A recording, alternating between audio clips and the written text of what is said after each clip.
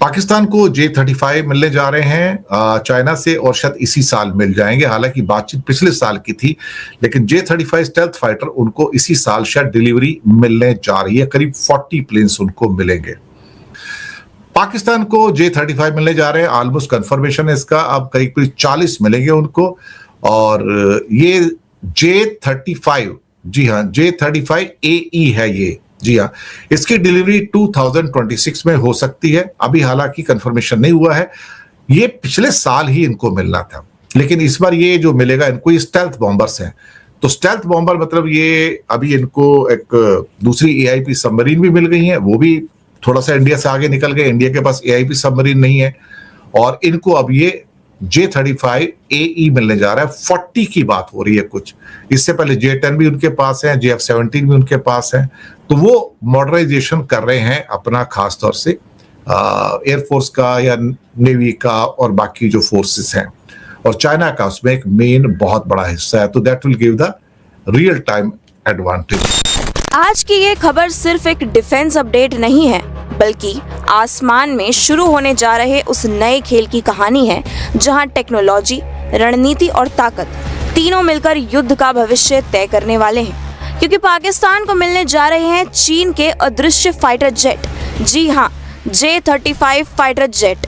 और सवाल ये है कि क्या भारत का सबसे ताकतवर हथियार दसौर रफाले इसका जवाब दे पाएगा? कल्पना कीजिए, एक ऐसा विमान जो रडार पर दिखे ही नहीं, जो दुश्मन के इलाके में घुसकर हमला करे और वापस निकल जाए बिना कोई निशान छोड़े।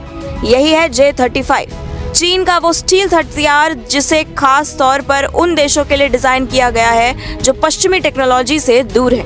और अब पाकिस्तान इसे अपने एयरफोर्स में शामिल करने जा रहा है। रिपोर्ट्स कहती हैं कि करीब 40 J-35 जेट्स की डील लगभग तय मानी जा रही है और 2026 के अंत तक ये विमान पाकिस्तानी आसमान में उड़ते नजर आ सकते हैं। अब जरा समझिए इस गेम का असली ट्विस्ट। J-35 कोई साधारण फाइटर जेट नहीं है, ये 5वीं पीढ़ी का स्टील्थ फाइटर है, यानी वही कैटेगरी जिसमें दुनिया का सबसे एडवांस जेट F-35 लाइटनिंग 2 आता है। चीन ने J-35 को इसी F-35 के मुकाबले में उतारने के लिए बनाया है और यही वजह है कि पाकिस्तान के लिए ये डील गेम चेंजर बन सकती है। J-35 की सबसे बड़ी ताकत है इसका स्टील्थ, यानी रडार से बचने की क्षमता। इसका रडार क्रॉस सेक्शन इतना छोटा बताया जाता है कि जैसे इंसान की हथेली, मतलब दुश्मन के रडार को धोखा देना इसका सबसे बड़ा हथियार है। इसके अंदर लगे AESA रडार और सेंसर फ्यूजन टेक्नोलॉजी पायलट को रियल टाइम में पूरी लड़ाई का 360 डिग्री व्यू देती है। और जब जानकारी इतनी सटीक हो तो हमला भी उतना ही खतरनाक होता है। ये ट्विन इंजन जेट है जिसकी स्पीड करीब मैच 1.8 तक जा सकती है और इसकी कॉम्बैट रेंज 1200 से 1350 किलोमीटर के बीच मानी जा रही है, यानी ये बिना रुके लंबी दूरी तक मिशन पूरा कर सकता है। इसके अंदर इंटरनल वेपन बे है, जहां ये अपने हथियार छुपा कर रखता है ताकि इसकी स्टील्थ बनी रहे और जरूरत पड़ने पर अचानक हमला कर सके। ये PL-15 और PL-10 जैसी एडवांस मिसाइलों से लैस हो सकता है, जो हवा से हवा में दुश्मन को खत्म करने के लिए जानी जाती है। अब सवाल उठता है, क्या ये भारत के लिए खतरा है? जवाब है हाँ, लेकिन कहानी इतनी सीधी भी नहीं है, क्योंकि दूसरी तरफ खड़ा है भारत का सबसे भरोसेमंद और घातक योद्धा राफेल, जिसे इंडिया ने खास तौर पर अपनी एयर डोमिनेंस के लिए चुना है। राफेल भले ही 5वीं पीढ़ी का स्टील्थ जेट नहीं है, लेकिन ये 4.5 जनरेशन का ओमनी रोल फाइटर है। तो एक तरफ है स्टील्थ का बादशाह J-35 और दूसरी तरफ है फायर पावर का किंग राफेल। अब सोचिए, अगर ये दोनों आमने सामने आए तो क्या होगा? डिफेंस एक्सपर्ट्स कहते हैं कि J-35 की सबसे बड़ी ताकत उसका पहला वार है, यानी अगर वो रडार से बचकर पहले हमले कर दे तो उसे बढ़त मिल सकती है। लेकिन अगर राफेल को उसकी मौजूदगी का अंदाजा हो जाए तो फिर गेम पलट सकता है, क्योंकि राफेल की मिसाइलें, उसकी स्पीड और उसकी इलेक्ट्रॉनिक वॉरफेयर क्षमता उसे बेहद खतरनाक बनाती है। यानी ये लड़ाई सिर्फ मशीनों की नहीं होगी, बल्कि टेक्नोलॉजी, रणनीति और पायलट की समझ की भी होगी, और यही इसे और ज्यादा दिलचस्प बनाता है। अब जरा बड़े परिप्रेक्ष्य में देखें तो ये डील सिर्फ पाकिस्तान की ताकत नहीं बढ़ा रही, बल्कि चाइना की रणनीति का हिस्सा है। चीन चाहता है कि वो ग्लोबल हथियार बाजार में अपनी पकड़ मजबूत करे और उन देशों को विकल्प दे। जो अमेरिका या यूरोप से हथियार नहीं खरीद सकते। J-35 उसी रणनीति का हिस्सा है। अगर पाकिस्तान को ये जेट मिलते हैं तो दक्षिण एशिया में पहली बार कोई देश 5वीं पीढ़ी का स्टील्थ फाइटर ऑपरेट करेगा और इससे हवाई शक्ति का संतुलन बदल सकता है। तो कुल मिलाकर आने वाला वक्त आसमान में एक नई रेस का गवाह बनने वाला है, जहां अदृश्य ताकत और खुली ताकत के बीच टक्कर होगी, जहां हर उड़ान एक संदेश होगी और हर मिशन एक रणनीति। और सबसे बड़ा सवाल यही रहेगा, क्या स्टील्थ की चुप्पी जीतेगी या ताकत की गढ़? J-35A स्टेल्थ लड़ाकू विमान देगा चीन और इसके लिए अगस्त में डिलीवरी की तारीख भी तय कर ली गई है। अब क्या भारत को घबराने की जरूरत है? पाकिस्तान को अगर चीनी स्टेल्थ फाइटर जेट J-35A मिलता है तो उसकी एयरफोर्स के लिए यह कितनी क्रांतिकारी छलांग साबित हो सकती है। कम से कम टेक्नोलॉजी और एडवांस फाइटर जेट के फ्रंट पर वो भारत के खिलाफ बढ़त हासिल करता हुआ दिखाई दे रहा है। अगर ऐसा होता है तो दरअसल ये 5th जनरेशन फाइटर प्लेन्स में शुमार है। अब 5th जनरेशन फाइटर प्लेन्स क्या होते हैं बताएंगे आपको। और हां, भारत के पास अभी तक कोई स्टेल्थ फाइटर जेट नहीं है जो कि J-35A है। और साथ ही साथ भारत के पास एडवांस फाइटर जेट में सिर्फ राफेल है, जिसकी संख्या भी भारत के पास सिर्फ 36 है, 36। पाक के आखिर इरादे क्या है? जब हम कोई माल मार्केट में लेने के लिए जाते हैं, ये तो फाइटर प्लेन्स है भाई, हम समझते हैं कि उसकी क्या क्या खूबियां हैं। क्या खूबियां हैं J-35A की? ये 5th जनरेशन क्या होता है? भारत के पास राफेल है, सुखोई है, वो कहां पर टिक पाएंगे? F-35 जो पाकिस्तान ने ऑलरेडी लिया हुआ है, उससे क्या मुकाबला होगा? F-16 लिया। JF-17 जो चाइना से पहले लिया हुआ था। देखिए, ये जरा कंपैरिजन बताइए, समझाइए। स्टील्थ फाइटर जेट, ये बेसिकली अगर समझे, स्टील्थ फाइटर जेट एक स्टील्थ जो है टेक्नोलॉजी है, राइट। फाइटर जेट्स के ऊपर में कोट किया जाता है टेक्नोलॉजी। 5th जनरेशन में स्टेल्थ टेक्नोलॉजी होती है। 5th जनरेशन में स्टील्थ टेक्नोलॉजी की मदद से बनाए जाते हैं। ये फाइटर जेट का मेन जो होता है, ये रडार और एयर डिफेंस जो होते हैं, इसको चकमा देने के लिए इनको डिजाइन किया जाता है। स्टील्थ कोटिंग की वजह से जो रडार से जो इंफ्रारेड निकलता है, ताकि वो फाइटर जेट्स का ये यूएवी या कोई भी हथियार का पता लगाता है, वो कोटिंग, स्टील्थ कोटिंग की वजह से रडार उसको पता नहीं लगा पा रहा है, राइट। तो मोटा मोटी ये बात ठीक है। मतलब अगर पाकिस्तान या चीन की तरफ से भारत में कहीं ये स्टेल्थ या 5th जनरेशन के फाइटर प्लेन्स आते हैं, या वो अपनी सीमा में रहकर भी हमला करते हैं, तो हमारे रडार उसको कैच नहीं कर पाएंगे। अभी तक ऐसे रडार की टेक्नोलॉजी नहीं विकसित हुई है जो हमारे रडार कैच कर पाए। इसमें हम आगे बात करेंगे। ठीक है, ये इस पॉइंट को समझिएगा। ठीक है। दूसरी बात है कि इसमें स्पीड इसकी ज्यादा होगी, राइट, J-35A की। उसके बाद इलेक्ट्रॉनिक वारफेयर जो होता है, इसका इसमें क्षमता ज्यादा होगी। इलेक्ट्रॉनिक वारफेयर मतलब ये होता है कि जो आप जैसे रडार है, सिस्टम है, या अलग नेटवर्क सिस्टम और नेविगेशन सिस्टम होता है। इलेक्ट्रॉनिक वारफेयर से क्या किया जाता है कि आप दुश्मन की जो सब सिस्टम होते हैं उसको आप लॉक कर देते हैं, जाम कर देते हैं, या फिर उसको तबाह कर देते हैं, राइट। इससे क्या होता है कि दुश्मन के रडार जो आपको ट्रैक करने वाले हैं, या एयर डिफेंस सिस्टम जो आपको मारने वाले हैं, आप उस क्षमता को पहले ही खत्म कर देते हैं। तो ये इसमें ज्यादा मजबूती होगी, नेटवर्किंग इसका ज्यादा बेहतर होगा। इसके अलावा ये जो चीन का ये जो फाइटर जेट है, कहा जा रहा है कि ये 2 इंजन है, यानी इसकी क्षमता और ज्यादा होगी। और 2 इंजन है, मतलब कि एक इंजन अगर फेल हो जाता है, खराब हो जाता है, तो आप दूसरे इंजन को ऑन करके ऑपरेट कर सकते हैं। बिल्कुल 2 इंजन है, इसलिए ये थोड़ा सा मजबूत चीन अगर गलत नहीं हो तो जो पैसेंजर फ्लाइट्स भी होती हैं या फाइटर प्लेन्स भी होते हैं, उनमें शायद ऑलरेडी 2 इंजन आते हैं। देखिए, जैसे राफेल है, सिंगल इंजन है, ओके, राइट।